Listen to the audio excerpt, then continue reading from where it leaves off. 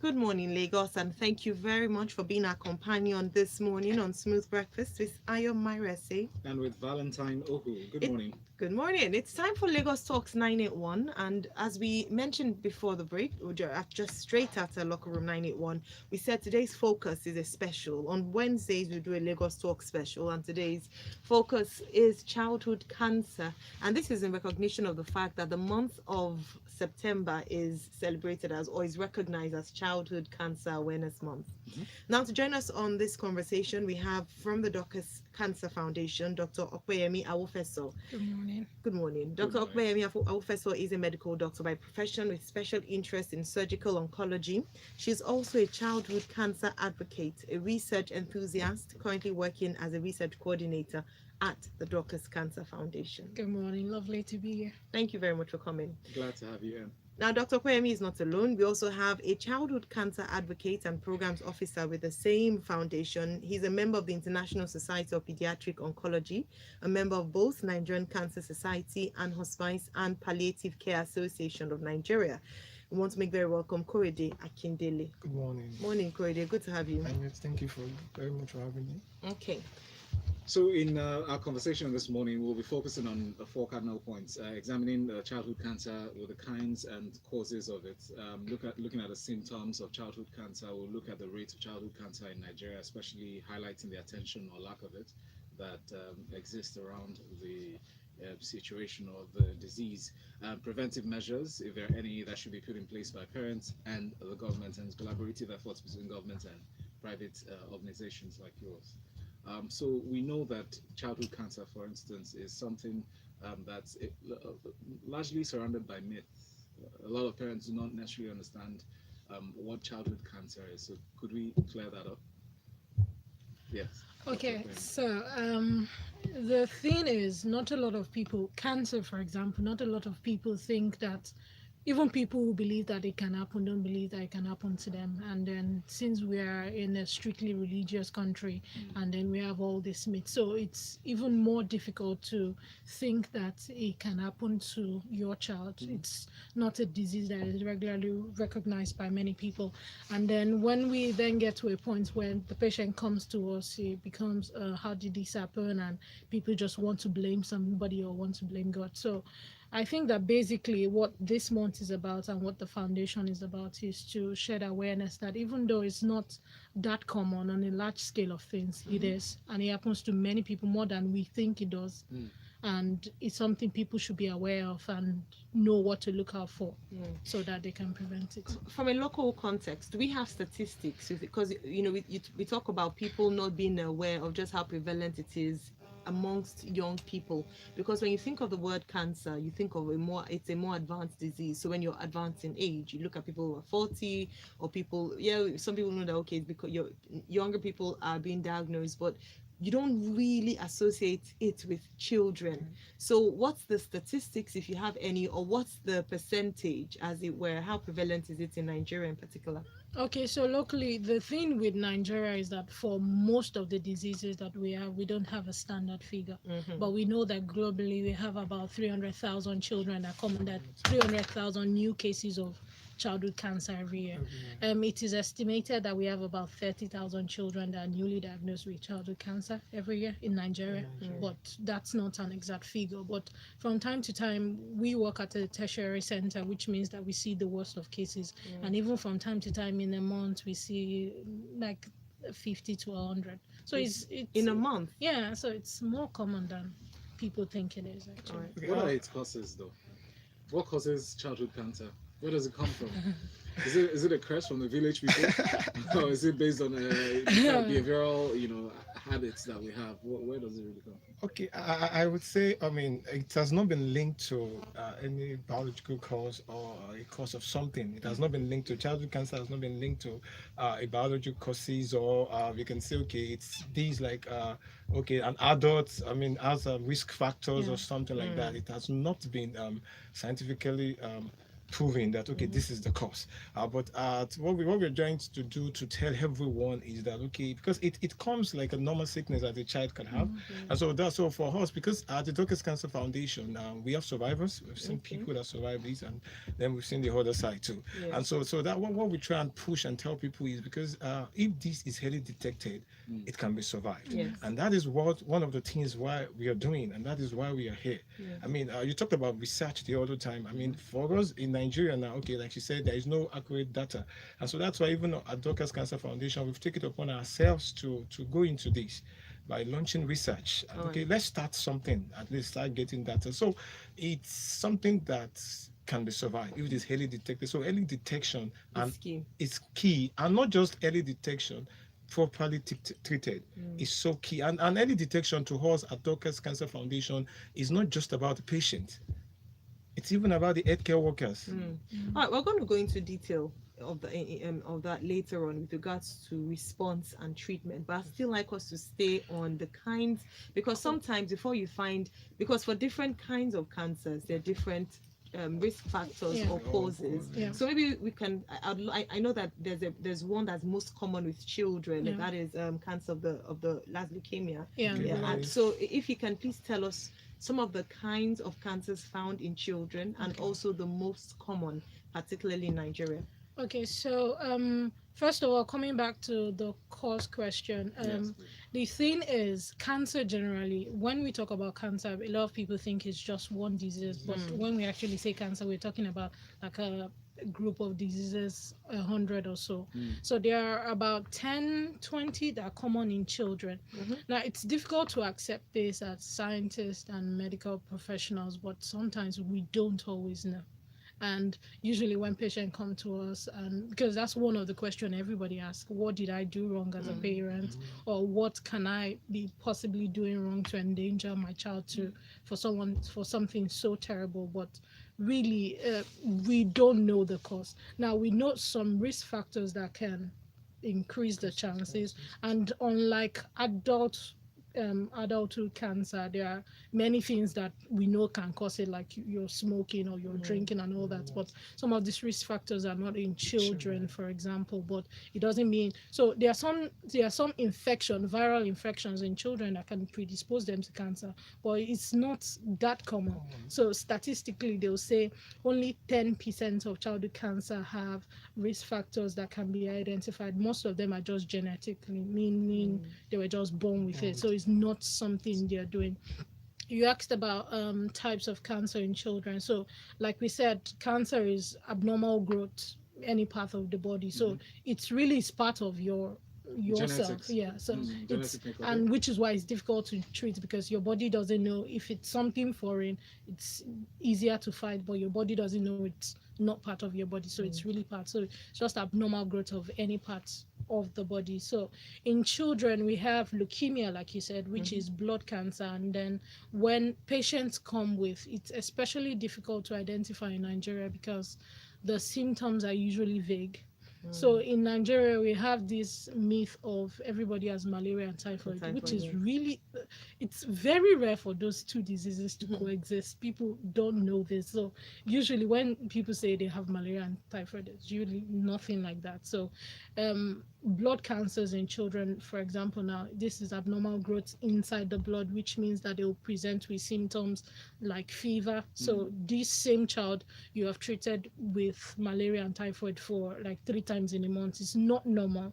So I think that this is also about getting that out there, that if your child keeps coming down with something like this, you have to know that it's not normal. It's not normal for a child to keep falling sick or losing weight. Or then we have things like nephroblastoma, which is the tumor of the kidney. We have brain and spinal cord tumors, which is really common, especially when they are younger. So there are some common. Then bone cancers too are pretty common in children. Then as a way of risk factors, sometimes we talk about radiation. Now, children are not usually exposed to them, but things like x-rays, when the x-rays, and then some people say things like microwave and all that, but it's not scientifically proven. Some people say they are for radiation and all that. Oh, in fact, I'm glad you mentioned that, because I saw there's a story I saw this morning that I brought to Ayo's attention. The WHO, that's the World Health Organization official, said that mobile phone radiation does not cause cancer or pose any health risks. Yeah, we This is say very, that now. it's very debatable, right? Yeah. It's debatable. A lot of people say, oh, it can lead to cancer, pancreatic cancer, and some of those adults. Or even brain No, cancer. but scientifically it's not been proven now. Yes. But we say now because many years ago we couldn't scientifically prove that smoking could cause cancer. So, and then we were very sure it doesn't, but then we found out that it does. But right now we know phones, microwave, and all those do not There's cause no cancer. clear So, proof. just be safe. just be safe. It's interesting you talk about bone cancer, because we have a champion for that who is also an analyst with us. Adeniko Yetunde was diagnosed with bone cancer, but was caught early, so she was able, and that's why the reason for the amputation of one of her limbs. So just to show people out there, and she's such a big advocate for children. Yeah. Although I'm But- curious though.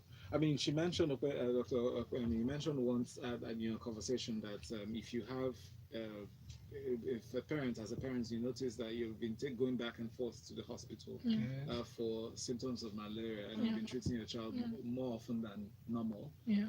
is that enough to conclude that it might be cancer? Okay, so in the case of childhood cancer, you have to err on the side of caution. It's better for you to then say it's not cancer than for you to say, couldn't possibly be By cancer. yourself, or just getting the doctor's diagnosis? No, so the problem we have is, which is why it's not one person's fight, is that most of the times when people come to the tertiary hospital, they come maybe 3 years after the initial symptoms. So they found it 3 years ago, and you wonder, where have you been?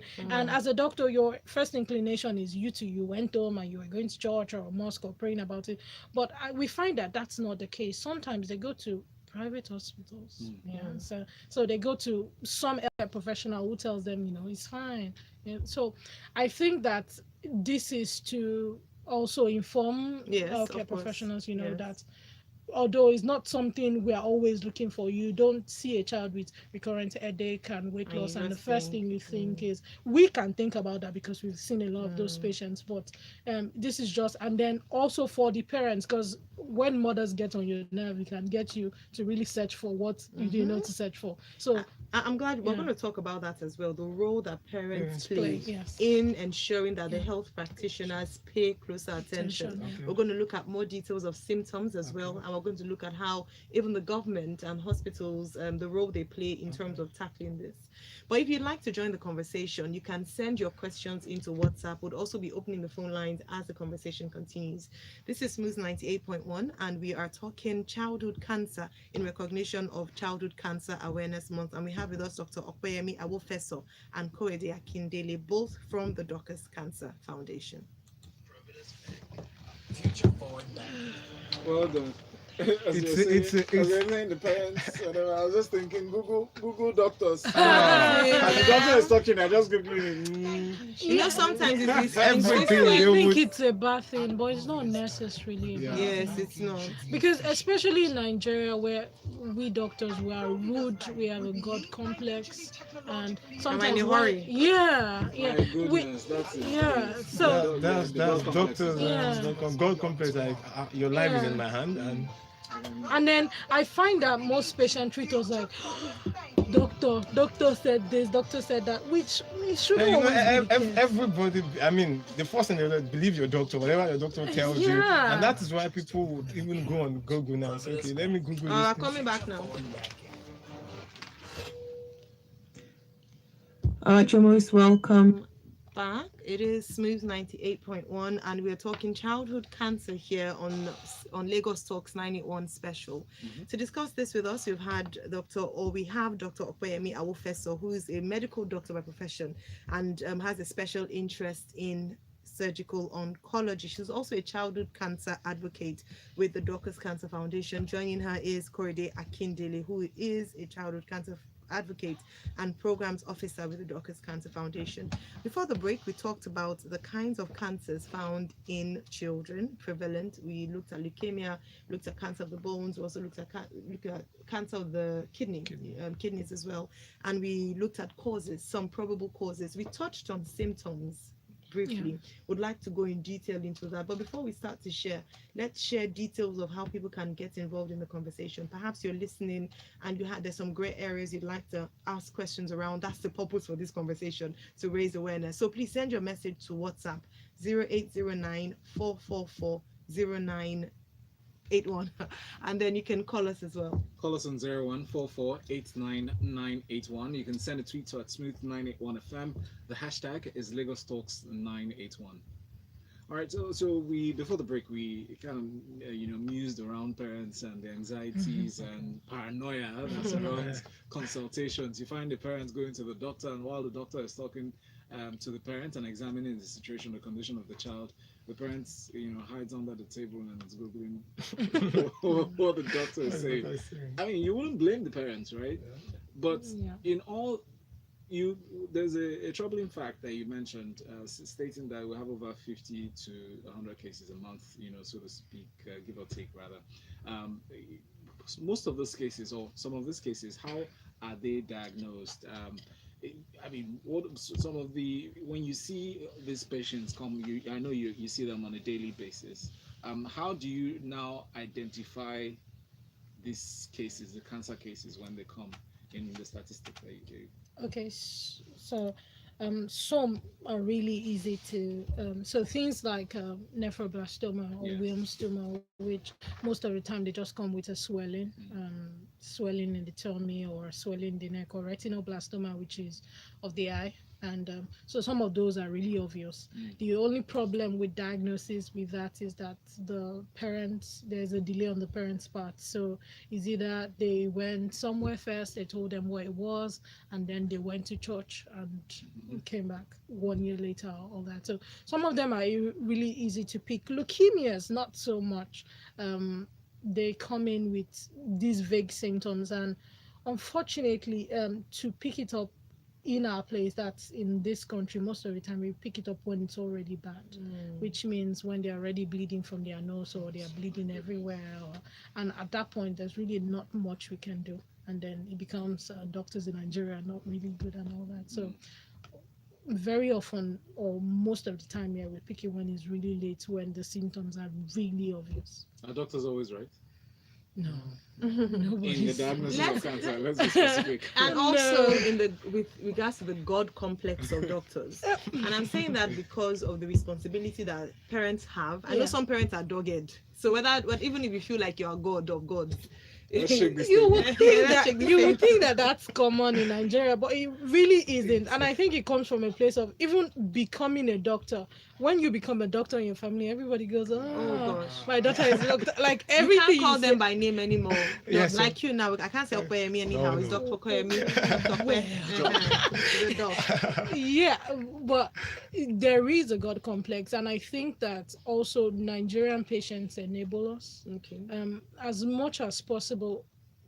I try to tell my patient that you have to ask questions, because sometimes you're on around and then they're all looking and waiting for you to finish, and you find that there's someone who's been going to hospital for 3 months and you're like, what are they treating you for? And you don't really know, but doctor say I should buy this drug and all that. So it's a lot, of course, part of the doctor's fault, but it's also the patient's fault for not asking us the question. Do you understand?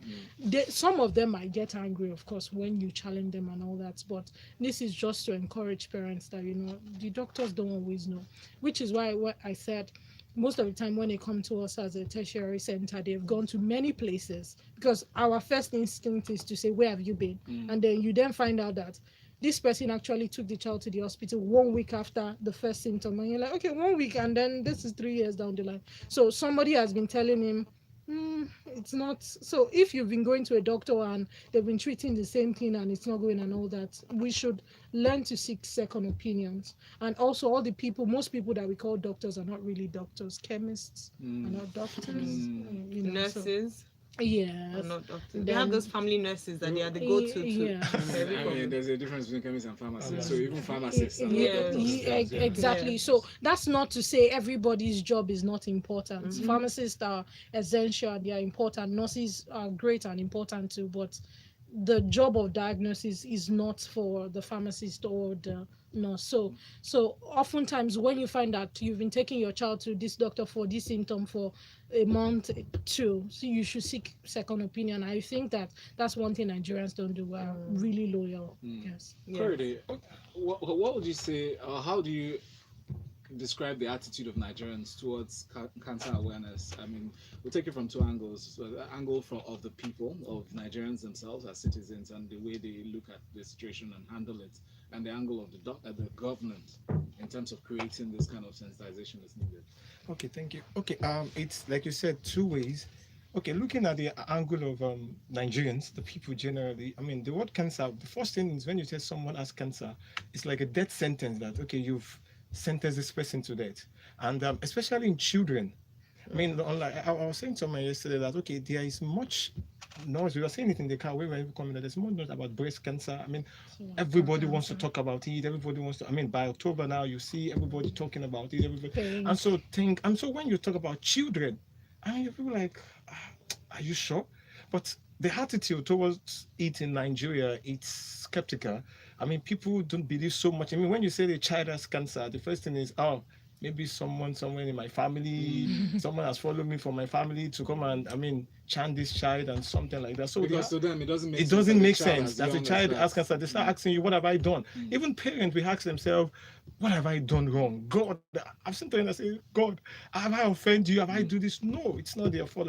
I mean, sometimes genetics or something like that. So the attitude is too skeptical. I mean, some believe, some, and even learned people still like, is this thing right? But for us at the Dorcas Cancer Foundation, that's why we are pushing it out very much to people that look, this thing is real. And so when it happens, accept it, then I mean follow Deal what the with doctor it. said, then get it right. That's most important, because you even need yourself for the child to get healed. That's so much important. And like you said, parents, you are the first contact of your child. And I mean, when a child is not doing fine, a mother would know. So as a mother, you pay attention to your child's health, so that, okay, when you see strange things and this thing is not getting well, ask a second opinion, like you said. So Nigerians' attitude is still in mixed feelings. Some believe, some does not believe, and so that's why we say when we talk to these things about people, when we talk to people about this thing, we tell them, okay, let's go to the world to see. Okay, So now so that they can know that it is real. So on the well, like I used to say, Nigeria, we are work in progress. Nigerian government, I mean, things are still ongoing. I mean, the government has not paid too much attention to child cancer, simply because it's a general like, can a child has cancer? Yeah. The rate is low. Okay, nobody is reporting it. Nobody is having. There's no statistic to say. And so this is Childhood Cancer Awareness Month. I'm not sure I'm seeing it anywhere. Yeah. Okay, yeah, and you're very right. In October, we see everywhere branded pink, Pink, and because everybody's pink, walking. yeah, October awareness. And this is gold. We are not seeing gold anywhere. Unfortunately or fortunately, the onus is on you, because you're one of the few organizations who are dedicated to childhood cancer awareness. So I'd like to pose a question to you with regards to awareness as well, before we even start to talk about response and treatment. And that is, now we're on radio, we're talking to people who hopefully have access to a device. But we also know that this is also prevalent in rural areas, areas where they might not have access to facilities such as a radio or devices where they can listen to programs like this. What arrangement or what campaigns do you have to reach out to these people in rural areas who may not have the opportunity to read things or be exposed, but whose children could be victims or could have childhood cancer? Or how can we as well help? How can people help to reach out to people in rural communities? Okay, for us, we call this, you just mentioned, take action for kids. Take action for kids. And that's where we empower everyone, someone like you, volunteers around, to do something about childhood cancer, okay, in your own community. And so for us at the Dorcas Cancer Foundation, we're trying on our own part to go into these communities. I've been in like 2 states in Nigeria, and when we go to this state, we didn't even speak English. We speak their local language. We go into the markets. I mean, I remember in August, we go into the market to tell them, okay, this is real. This is, I mean, in Yoruba, jejere, this is real, this is children, and this is, I mean, so you have to come to their level to explain to them very well. I mean, that's what we do in our hand. But we want everyone that has the capacity, that has the voice in their community, in their area, to join us in this campaign. And so, for example, someone is in the city, you have access to every information. You have a link to your village. You can create an awareness part. You can create a small group in your village and say, okay, something is going on like this. This is when your child is. Don't just fold your hands and say, okay, treat this child in a local hospital, take it to a tertiary hospital where this thing can be treated well. And so we employ Nigerians, everyone that has voice, to join us in this campaign. We cannot go to everywhere. Where our social media platform, we are pushing informations out every now and then about this. But everyone that has the capacity, that wants to do something, I mean, you can raise support, you can use your voice, you can use your skills in any form you want to do it. The Dorcas Cancer Foundation can support you to do that and work with you. So we want everyone that has the capacity to do that, to join us. You want to speak local language? We have informations that you can use to do that. But from your experience going into the rural areas, what's the usual reaction you get? Oh, okay. Even learned people don't. Even learned people. I would remember an experience I had in the States, and it was on hair like this, and it was very fun. It was a Yoruba program, and when we went for a break, the presenter asked me, I'm sorry, this thing you are saying, I don't believe myself. And I was like, but I'm on your show, and I'm telling you it is real. And so when we go to rural areas, we do as much as possible to go on their media, the radio station, the TV station. I think that's where they connect to hear information. We make sure we speak the language of the area. Yes. What is their response? I mean, I know. Their response I'll put it on a percentage of 40%, because they are hearing new things, different from what they've been hearing before. They are hearing that when their child has malaria, don't just look at it as malaria. You can ask your doctor for second opinion. They have understanding on how to interact with your doctors to know that, okay, doctor, some people came to my area the last time and they said when this child is sick, and this child has been falling sick from January to now, in and out, please refer me. So they have better information on how they can ask for refer, how they can engage their doctor. So their response has been like 40% so far of what we can see. I also think that one of the problems that we have is, even when people know, there is always the problem of not enough people know. Like we did for breast cancer many years ago in Nigeria. Not a lot of people believe in breast cancer, but now at least a lot of our patients know when you find a lump, it's not normal. And that's because there were a lot of organizations that went out there and kept badgering the same issue till more people believed it. So there were many faces for it. One of the issues is, first of all, we don't have enough organizations in Nigeria focused on childhood cancer. And that could come from the place of maybe they are not getting enough funding or enough support and all that. And everybody wants to do what is fancy. Yeah, so that is also an issue. But coming to, apart from the knowledge part, I think that another issue is there are not a lot of faces, because so in developed countries, we have every 8 in 10 children who get cancer will survive. So if there are 10 children who get cancer, 8 of them will survive. And so it has a higher rate of survival. Childhood cancer is one of the best in the sense. Because we need to let people know. Yeah. Sometimes it's easy for people to receive it and seek help when they know the information. Yes. In developed countries. Now, the problem in Nigeria is that, so statistically, it's said that 3 out of 10 children in Nigeria will survive. That's horrible. So first of all, we don't have enough faces, so enough survivors who come and say, I had cancer as a child, I'm here, I survived, so it can happen. So I think that if a lot of people see people who survive that and their faces are out there, they will, okay, so it can actually happen to people. So there are not enough survivors. And then when it also happens, the parents sort of keep it a secret, because in a way there's this stigma where they are sort of embarrassed because they feel it's something they did, and then there's pressure from the family because they think, how can you have this child who you gave birth to and had this kind of thing. So we have to teach parents to know, especially of those who survived, that it's not anything you did. So, and if this child survived, you really You did really well. did So well. you have to then come out and then talk All to right, other thank you people. very much. Just to share this one from Egbon Femo, who says, to say the topic for today is highly complicated and like new to Nigerians, especially you say cancer in children. It's skeptical to believe. Rhetoric questions will come to mind due to our attitudes. I want your association to take this message to the grassroots that will help sensitize their consciousness of its reality. Do short plays, musical concerts, market stunts, and so on to create awareness. Thanks again for this information. Have a great day.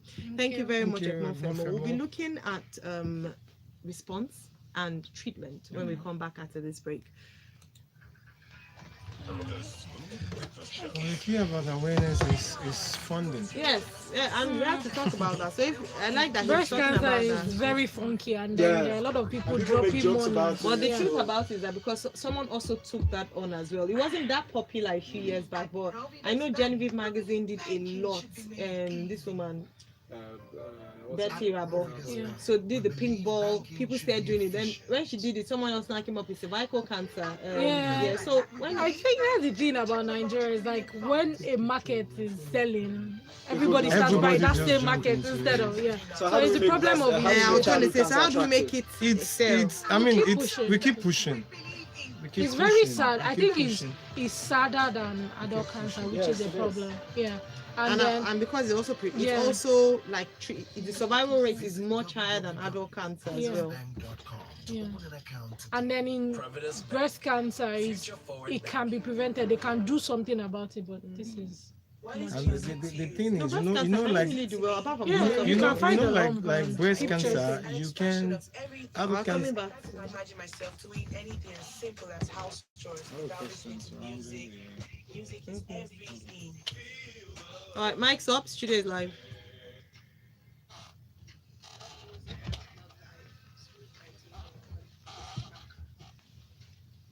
It's Smooth 98.1, like Marcus said, and it's Lagos Talks 981, a special today as we look at childhood cancers. In case you're just tuning in, we have our friends from the Dorcas Cancer Foundation, Dr. Opeyemi and Korede here with us. And before the break, we've been talking about causes, kinds of cancer, also awareness raising, challenges, and also taking it to the rural areas. Before the break, Dr. Opeyemi mentioned that in developed countries, you have 8 in 10 children that have been diagnosed with childhood cancer treated or survive the cancer. But in Nigeria, the case is different. It's lower.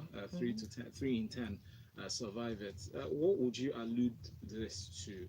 The factors affecting this? I mean, could it be access to treatments, awareness, or just the right facility? Okay, so it's multi-pronged actually. First of all, we always have the problem of early detection. So they know that if you have the symptoms, you just check for, even if it's expensive. But here, most of the investigations to find out that this is really it is also expensive. So we have the financial constraints, which is a big issue, and you have to call the family and call the church and call everybody to try to help out. So money is a big issue here. Then when we then get to, and then there's a lot of misdiagnosis going on, especially not at the tertiary centers, especially at the premier health centers and all that, because doctors don't know, doctors themselves don't believe that it can happen to children, so they don't know to look for it. So there's misdiagnosis. That's a big issue Yeah. right there. If Yeah. doctors themselves are not It's not because they don't teach you to look for it. It's just because if you see 10 patients every day and all of them have malaria, you are inclined to, Yeah. to think that, Assume. that's a problem. That's So, risky. That's risky. yeah.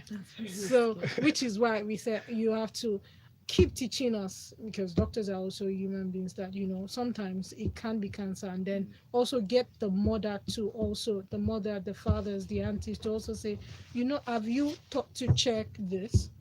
Yeah, even if the doctor is going to be offended about it, but at least he will check. But then, so misdiagnosis is a problem. Then the biggest problem for us is treatment. So childhood cancer is very expensive to treat, How especially. expensive? Okay, so cost. Okay, so for rhabdomyosarcoma, averagely. I'm sorry, what? Okay, so it's cancer of like muscle. Okay. Yeah, or osteosarcoma, for example, in Nigeria, that's the bone. It takes about 3 million, and it takes Is a that a long whole time. sum? No. The pricing would depends on the type of cancer. Yeah. Because So I mean, if you're looking at thing- things like leukemia, you keep the child has to keep leukemia is very terrible because they have to keep transfusing the child, and sometimes you get blood transfusion, which not a lot of people donate blood for free in Nigeria, so you get to pay for the blood, and then most of the time they need something we call platelets, which is a blood component, and that is really expensive, and sometimes they might need up to 5 to 10 in a week, and each pint of platelet, for example, is 7.5. My goodness. So Yeah. 7.5. So I'll take two comments because they talk about the cost of managing childhood cancer. One is from Emeka from Mamu, who says one other major challenge as regards treatment with children with childhood cancer is cost of chemotherapy drugs, particularly for those in the rural areas. Yeah. I've seen a child with retinoblastoma in the right eye with little or no treatment just because the parents couldn't afford the cost of the chemo. Yeah. And then Emeka says, please, is the treatment schedule free? Lack of money makes people not to go further to see medical consultants. Unfortunately, it's not free. It's not free. It's not, and there are not enough support systems as such. It's not. It's very expensive. So it talked about chemotherapy most of the time.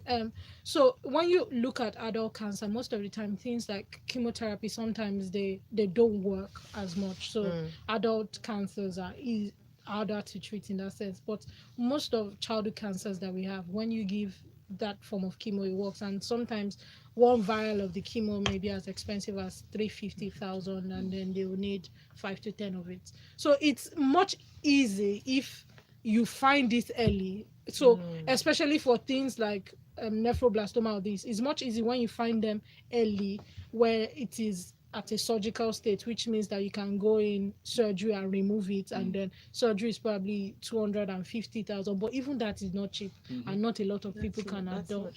So what we can only advocate is for more involvement and support, and then health insurance. How does it work? Yes. How does it work in other countries? Because if we're saying it's expensive, I mean, it would be about the same price in other countries. Is it subsidized by the government? Are there fellowships? Are there things that people, because it's an important part. I know we have hospices and places like that. Do we have that kind of arrangement, or what suggestions can we take from overseas that would help us in Nigeria? But please hold that thought, because I see that we need to go on a break. When we come back, just hold the thought about what can be done, or what is done in other countries that could be applied here in Nigeria to help alleviate the cost pressure for parents who cannot afford it. All right, Lagos, we'll be back. Lagos Talks 981 special, talking about childhood cancer. We still have a few minutes to get your questions in. If you want to, please send your messages to WhatsApp. My name is Shay. You actually asked the question. That was the question I was going to ask. Oh, you okay?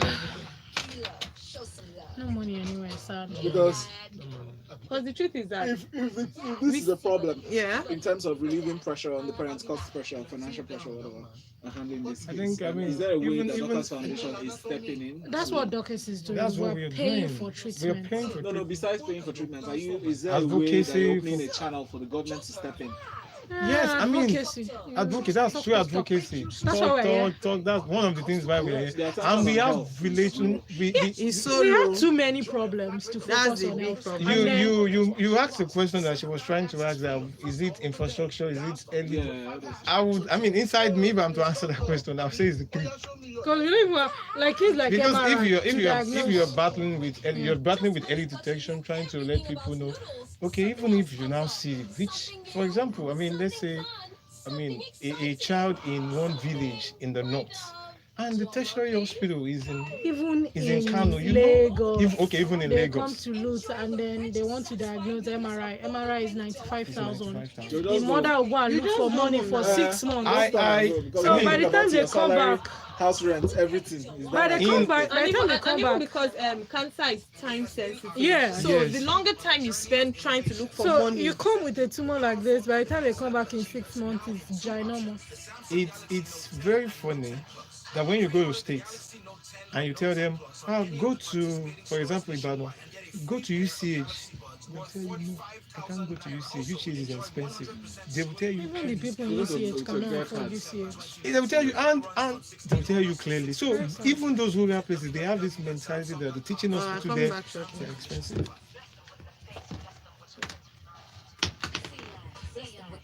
Bless them with a pretty mind too. I may look like her, but we're not the same mind. Mm. All the things I'm saying are spinning your mind too. Call it mental gymnastics or better, call it mindful. Mindful. You can find your mind when you let the music find you right here. All right, on mic's Smooth up. Studio is live. 100.1.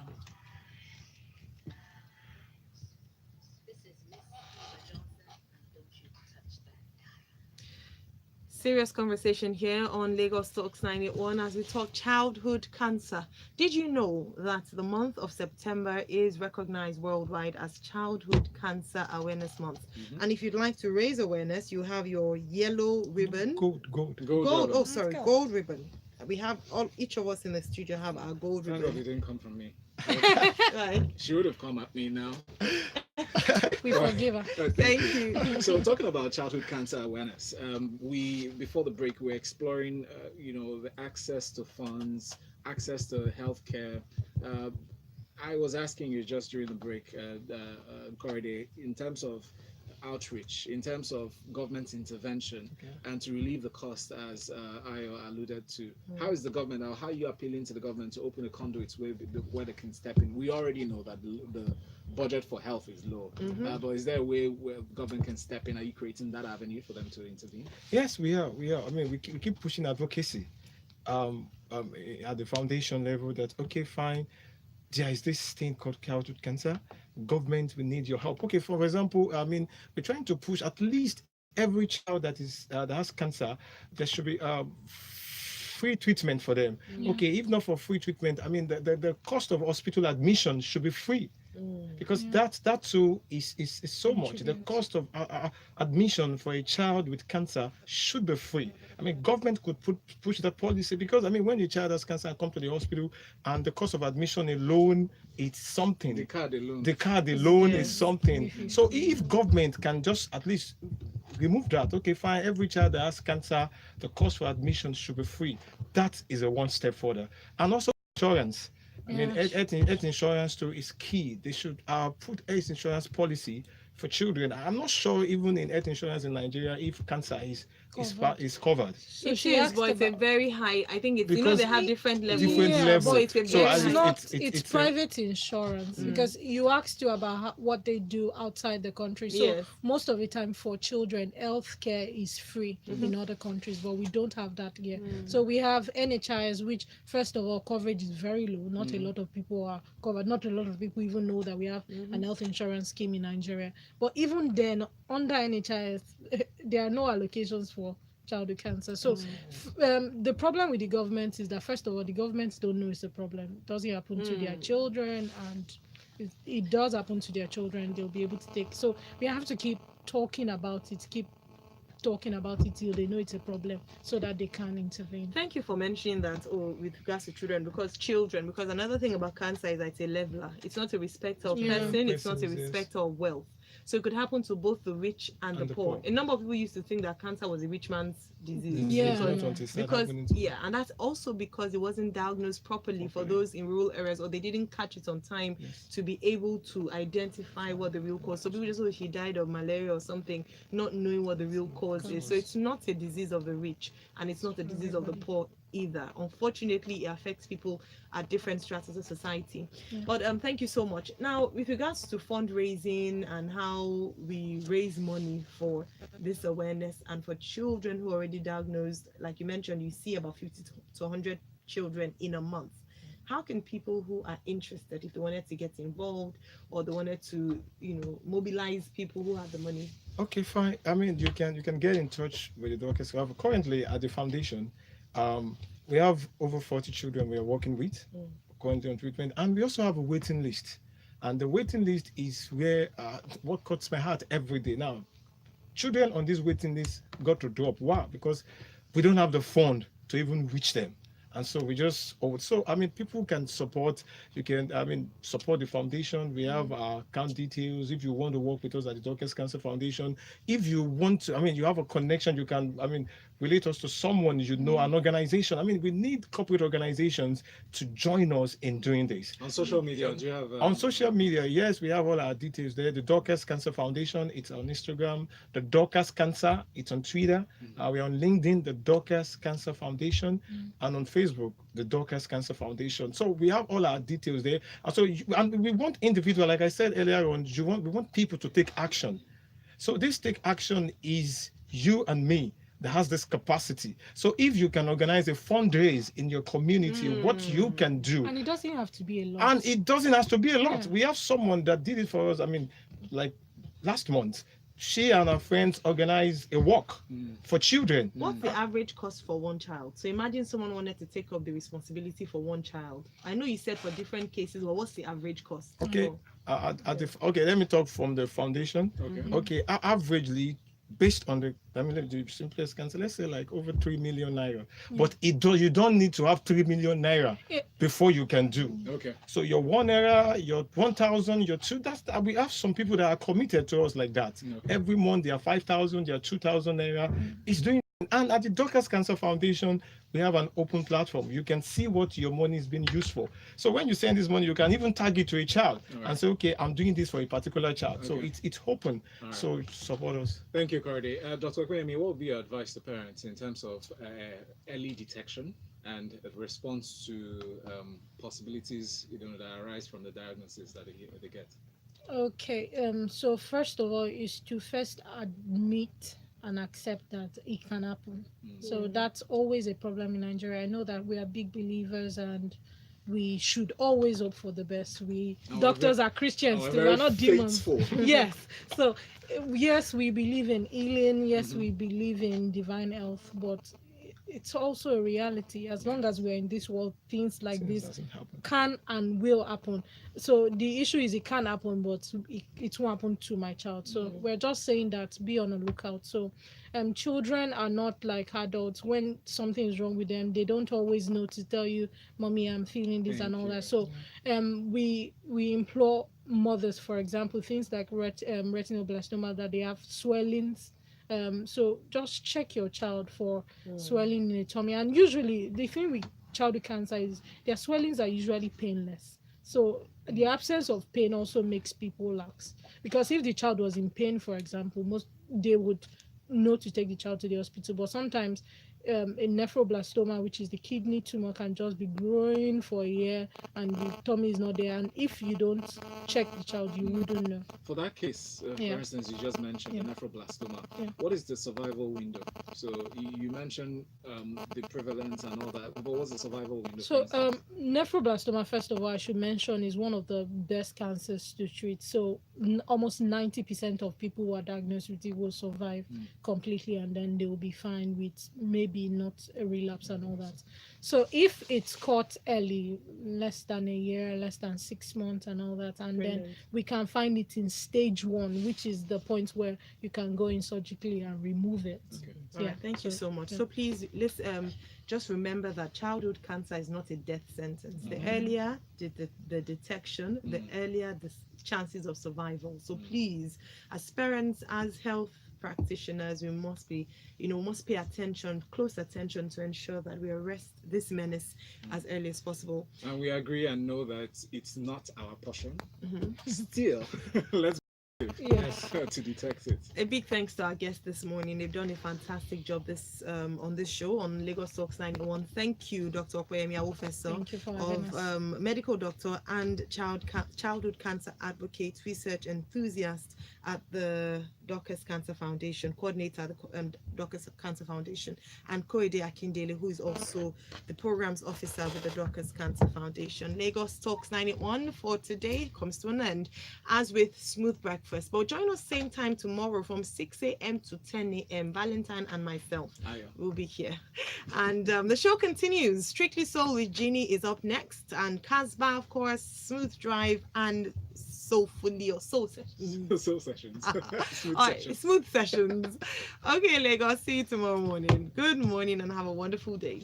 Thank you. DJ, you should not say good morning. You said good morning. Thank you so much.